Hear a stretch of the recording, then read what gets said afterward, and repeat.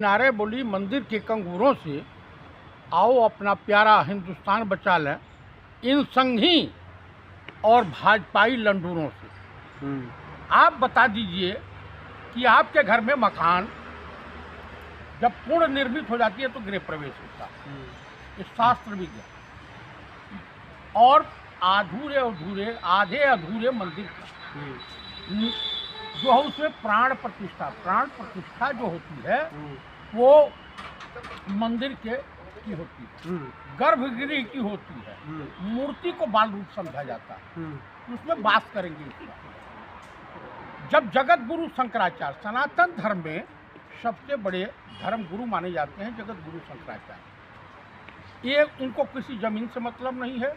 ये वेद शास्त्रों के अनुसार भगवत गीता, रामायण, रामचरितमानस, ऋग्वेद, यजुर्वेद, सामवेद, अथर्ववेद, जितने उपनिषद हैं इसके विधि के अनुसार ही माना जाता है, होना चाहिए।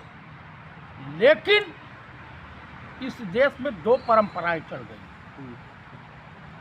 एक संघी मानसिकता वाले हिंदू मठाधीश, संघी मानसिकता वाले हिंदू मठाधीशों के चलते सनातन धर्म का अपमान है।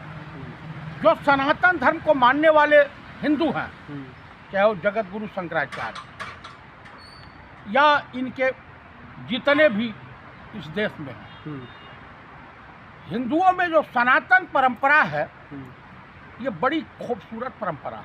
आप कह रहे जो इस सनातन परंपरा को जो है बदनाम किया जा रहा है, उनको जो है कम किया जा रहा है, लेकिन मोदी जी कहते हैं सनातन को और बढ़ावा देते हैं, बीजेपी बढ़ावा देते हैं, आप लोग जिस पर उंगली उठाते हैं संघ परिवार बढ़ावा देते हैं। मैं आपको बता दूं कि ना मोदी को राम मंदिर से कुछ लेना देना और ना मोहन भागवत को, आरएसएस वालों को कुछ लेना देना है। इनका तो है फूट डालो राज करो। जो संघ प्रमुख मोहन भागवत चाइनीज राजनयिकों से किस तरह से गुपचुप मीटिंग हो रही, भैया आप मुख्यमंत्री थे जब गुजरात के, 2500 बार चाइना गए, सी जिनपिंग को ले आकर के पूरा जो है माल्यार्पण करके गुजरात का भ्रमण करवाया। वही सी जिनपिंग बिहार रेजिमेंट के विथ कमांडिंग ऑफिसर सहित 20 जवानों की हत्या करवा देता है गलवान घाटी में। हमारे तमाम सैकड़ों किलोमीटर भूभाग को कब्जा कर लेता है और देश का प्रधानमंत्री मौन रहता है। फिर मोदी जी जीत कैसे जाते हैं हर जगह, चुनावों में हो या फिर कई जगहों पे हो, जनता के दिल पर राज करते हैं। वो जनता के दिल पर राज नहीं करते हैं। ये संघी मानसिकता वाला जो चीफ इलेक्शन कमिश्नर बैठा है, इसके बाप जो है सरस्वती शिशु मंदिर चलवाते थे और संघ की शाखाएं लगवाते थे। यही का रहने वाला उत्तर प्रदेश का अमरोहा का। अब मैं आपको बता देता हूं जीत जाते हैं। 14 के बाद इस देश का पतन शुरू हो गया। आज जानते हैं करीब 5 लाख करोड़ विदेशी कर्जा है, और जबकि 1914 से पहले 56 लाख करोड़ था। 9 साल में क्या कर दिया तुमने, क्या कदम मारा? कोरोना काल के दौरान इन्हीं का विधायक। देश विकास हो रहा है, देश विकसित हो रहा है, देश आगे बढ़ रहा है, आप लोग फिर वही रोना रोने देते हैं। कितनी यूनिवर्सिटी इन्होंने बना दिया, कितने हॉस्पिटल बनवा दिया, कितने एम्स बनवा दिया, कितने रेलवे स्टेशन बनवा दिया। बता दीजिए, आप ही बता दीजिए, आप ही बता दीजिए। आप पत्रकारिता करते हैं, बताइए। पुलवामा हुआ इसी देश में, गोधरा हुआ इन्हीं के सरकार में। पुलवामा के शहीदों पे तनिको आपको लज्जा नहीं आती? और उनकी शहादत पे जाकर के ये बिहार चुनाव में वोट मांग रहा था।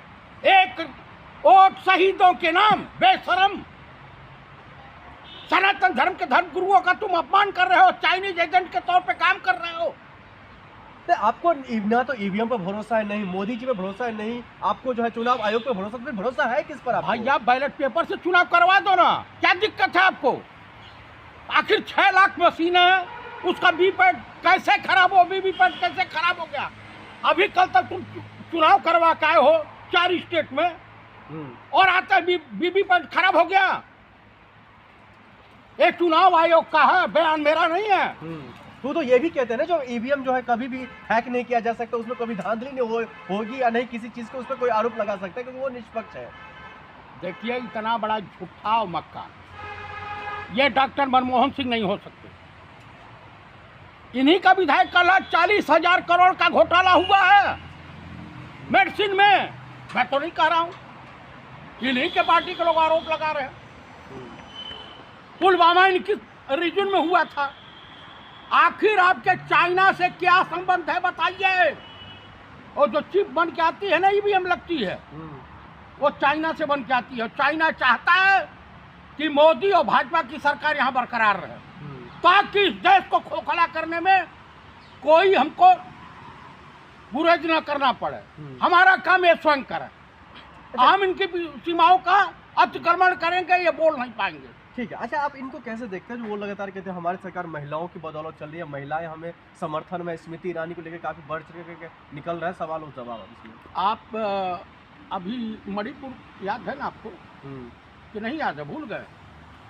कितने बार गई हैं स्मृति ईरानी और कितने बार गए हैं माननीय प्रधानमंत्री राजा बाबू? आप बता दीजिए कितने बार गए हैं?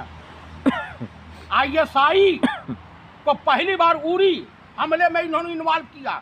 उससे पहले का ISI पाकिस्तानी इंटेलिजेंस एजेंसी भारतीय सेना में के परिसर में घुस करके जांच पड़ताल नहीं की। स्मृति ईरानी तो है ना धाकर, आप तो मानते हैं ना, लगातार देख रहे हो संसद के अंदर में सोनिया गांधी जी पर लगातार सवाल खड़ा करती है, लगातार उनको जो है अप्रोच करते हैं, जब सवाल उनके सवाल को जवाब दीजिए। वो बेशरम महिला है, तो बेशरम है स्मृति ईरानी। महिलाओं के ऊपर अत्याचार हो रहा था। महिला बाल विकास मंत्री हैं, मुख पर कालिक पूछ गई थी जब तुम्हारे बेटी के ऊपर आरोप लगा। उसने मीडिया में आकर के क्या बोलते हैं वहाँ वाले रेस्तरा का, गोवा वाले पे, तब तुम FIR ये करूँगी। हमारी बेटी यूनिवर्सिटी में पढ़ती है, पीछे भाई जब जानी वाकर की बोतल और तमाम तरह की बोतल रखी, वो किताब लाइब्रेरी दिखाई दे रही थी। यान कमरा तुमने बुला करके पत्रकार को इंटरव्यू दिया कि हमारा ये रेस्तरा है, ये है, मैं ये बिजनेस कर रही हूँ। तो उसमें गलत क्या है भाई? तुम नकार क्यों रही हो जब दुनिया सवाल उठा रहा है? अल कबीर का डायरेक्टर जानते हैं, सलाटर हाउस, और इनके नेता सलाटर हाउस चलवाते हैं।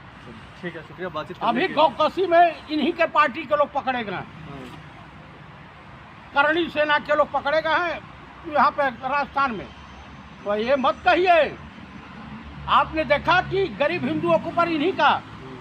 तो सनातन धर्म का अपमान, अगर ओरिजिनल हिंदू है, सनातन धर्म में को बिलीव करता है, और राम भद्राचार्य का आंधा क्या बोला कि जो राम का नाम ले लेगा वो दलितों का अपमान करेगा, चमार बोला, तो उसको जूते निकाल के मारना चाहिए। उसका वो भी इतने जूते मारे।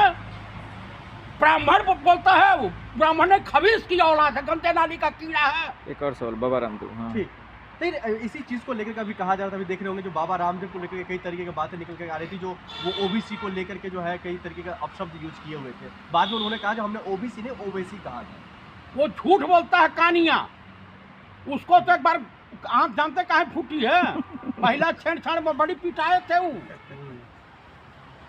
ये जितने भ्रष्ट, जितने बलात्कारी, जितने व्यभिचारी है, ये संघी मानसिकता वाले हिंदू हैं। तो बाबा रामदेव को लेकर के तो कई अच्छी छवि बनी हुई है ना, वो क्या छवि बनी हुई है?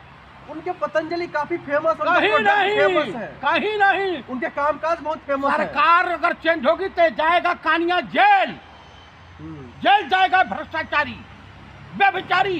बाबा रामदेव जेल जाएंगे? जेल जाएंगे। और राम भद्राचार्य भी जेल जाएगा। इसका मूल स्थान वही है, जेल में। जेल में ये सब जाएंगे जेल। ठीक है, शुक्रिया चचा हमारे साथ बातचीत करने के लिए। उसको बंद करो चचा वाले का।